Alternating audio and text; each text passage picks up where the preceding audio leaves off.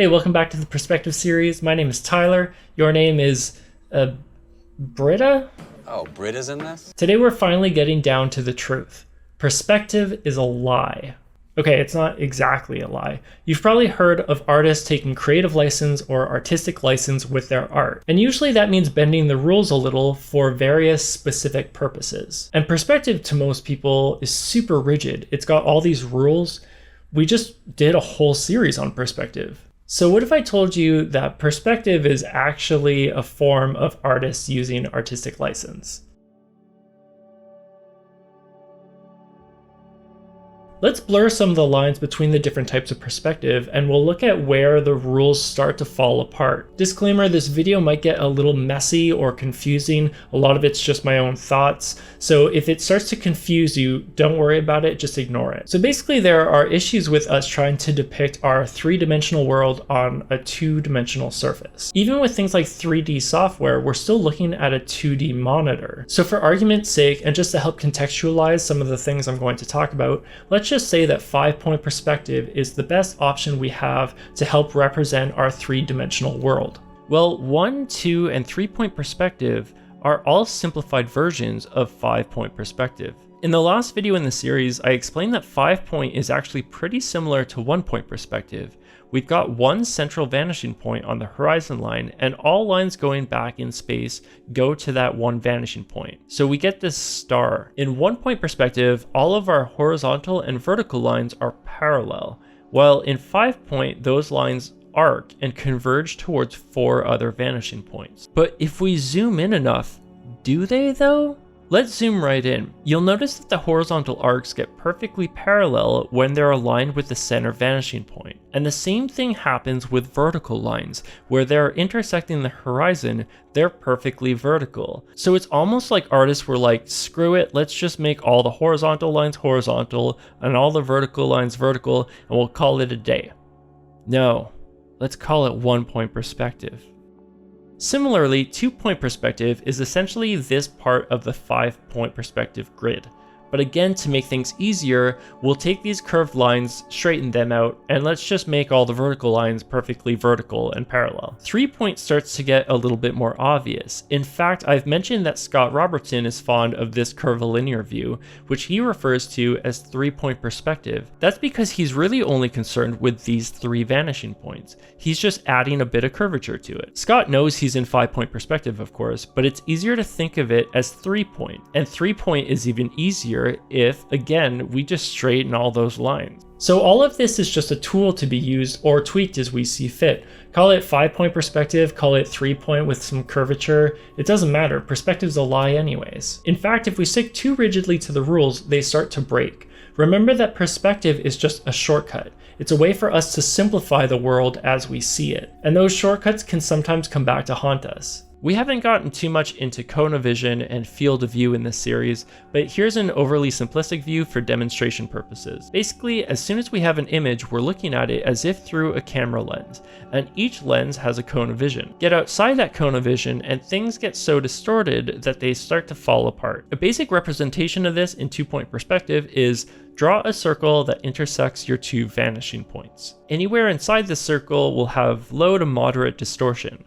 But once we move outside this circle, the distortion becomes such that 2-point perspective doesn't really work for us anymore. The vertical lines are one culprit. If we turn this into 3-point perspective, it starts to look a little better. If we add some curvature to make it 5-point perspective, or curvilinear perspective, it starts to look better yet. Here's more of a real-world example. This is an image I made years ago in a sketching course, and it's in 2-point perspective. I liked having one vanishing point on the page, but over here we start to get some weird angles happening. I was aware of this when I was doing it, but hey, I was sketching to the perspective grid, so it's gotta be right?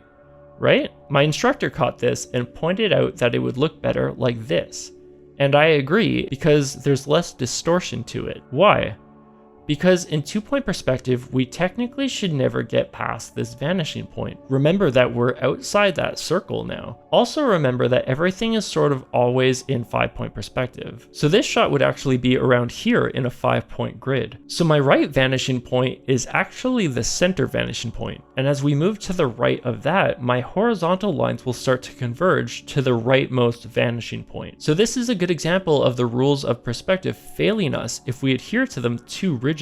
Even though my shot is in 2-point perspective, I should have used some artistic license to make it feel more correct. Speaking of feeling correct, sometimes we have environmental hints at perspective where no grid might be obvious, like say an organic environment scene. We might not need a grid for this, but there are still clues. We still have a horizon line and things like tree trunks still sit on a ground plane. We're looking up at the underside of clouds, things like that. Most importantly, objects receding back in space get smaller and we see less detail. Where we might see individual leaves or flowers in the foreground, as they recede in space, that detail decreases and clumps of little things like flowers become simpler shapes. Then of course there's atmospheric perspective, which can help depict distance. As we look through the air, small particles in the air reflect light and obscure our vision. Objects further in the distance get more obscured and values and colors get dulled because we're looking through more atmosphere. Another thing that might happen is where the ground plane meets the sky might not actually be our horizon. If our ground plane is rising and falling like a hill, then our perspective lines would go both up and over, and then they would recede downwards behind this hill. We can use that idea to our advantage to depict some sort of hill. You can do something similar multiple times, changing the angles a little bit to depict rolling hills. This is a great technique and worth mentioning here, but overall in this series I want to keep things simple and let's just call our horizon our horizon. Let's talk about auxiliary vanishing points. I covered this in the turning objects in space video, but auxiliary vanishing points tend to confuse people. Because if I have a 2-point perspective grid and then I rotate one object in that scene, that object gets its own set of vanishing points. So is this scene now in 4-point perspective? No. I would argue that there's typically a more dominant grid, especially with interior scenes where we have walls and humans tend to align objects with walls. The rotated objects are usually a minority, so these are just auxiliary vanishing points in a 2-point perspective scene. But here's a weird thing. In that video, I also explained that you can't just slide vanishing points over in order to rotate a box, because the angles change at an exponential rate. In this top view, this line represents the horizon line, and if we have a box here, these lines are our perspective lines going back in space towards the horizon line, which means our vanishing points are here. If we just slide these over and rotate our box to make it work with one of the new vanishing points, you can see that the second perspective line doesn't line up with the second vanishing point. So let's take this even further, and if I keep rotating, you can see that this perspective line is moving further and further away at an excessive rate. The point where it intersects the horizon line, which is our vanishing point, is getting so far off the page, even though by comparison, our first two vanishing points were pretty close together. And if we go far enough, one perspective line will be perfectly perpendicular to the horizon, and the other one will never intersect the horizon line, because it'll be perfectly parallel with the horizon line. Wait, does this remind you of anything? Yeah, 1-point perspective. You can technically have a 1-point perspective object in a 2-point perspective scene. What? Yeah, like I said, this can get kind of messy.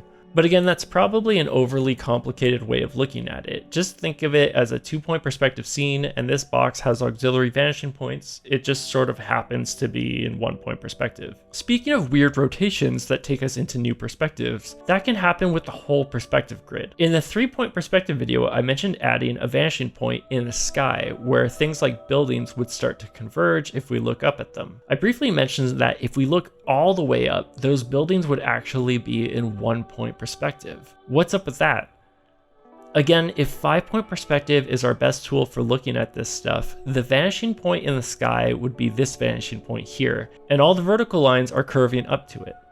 But they do all converge at that point, sort of like one single vanishing point. Basically, this 5-point fisheye lens is sort of constantly recalibrating. It's like we're trapped in a bubble viewing the world, like we're in a hamster ball. By the time we look up at that vanishing point, it's sort of recalibrated and we're back at the center. In fact, we kind of saw this already in the 5-point perspective video. In this panoramic shot, you can tell from the tiles on the floor and some subtle bulges in the buildings that there are multiple fisheyes happening. And that's basically from the lens recalibrating, which I should mention is just the way I think about it. I don't think that's an official take. Again, this stuff gets kind of messy. Nothing's true. Remember, perspective is a lie. Speaking of 5-point, what happened to 4-point perspective? We went from 3 to 5. Yeah, you don't hear about 4-point perspective very much, and I think that's because people probably interpret it in different ways. I've seen it described like this, where you have curved horizontal lines like in 5-point perspective, but you keep all the vertical lines parallel. But then you technically still don't even have a 4th vanishing point, unless you taper the vertical lines towards 1 point, sort of like in 3-point perspective. This is where all this stuff kind of falls apart, and I think it really just comes down to your interpretation and what will help you plot out a scene. Perspective is just a tool to help us achieve a goal, and we can use that tool in any number of ways. Personally, I think that as soon as I have curved lines, I might as well curve the vertical ones too. The damage is done, I have to draw curved lines anyways. It's almost easier to think of it as 5-point perspective. But that's just my line of thinking. Then I've also seen people talk about more than 5-point perspective, like 6-point, etc. And yeah, maybe, I'm not going to argue with that. If you've seen unwrapped images for VR where a flat image gets warped around us like a bubble, sort of like how UVs work, then yes, those compounding grids start to become important. And if you're doing those 360-degree type images by hand, then sure, you might need to worry about that stuff. But most of us don't have to worry about that, and you especially shouldn't be worrying about it if you're new to perspective. So in my opinion, between 1, 2, 3, 5-point perspective, and auxiliary vanishing points, we have plenty of tools to work with. We can interpret pretty much any image in a visual way, even if those interpretations of our 3-dimensional world remain imperfect. Start off with the basics and slowly build up in complexity, which is exactly what we aim to do in this series. So if you stuck around this far, thank you for following me into this confusing, messy jungle of perspective. I hope it didn't get too confusing. Again, this is just stuff that I like to think about. If you have any other examples of weird perspective quirks, let me know in the comments. If you've made it all the way through this perspective series, thank you so much for making that journey with me. If you haven't and you're interested, be sure to check it out. I'll have everything in a playlist. Thanks so much for watching. Be good to one another. Remember that perspective is a lie, and I'll see you next time. Okay, bye.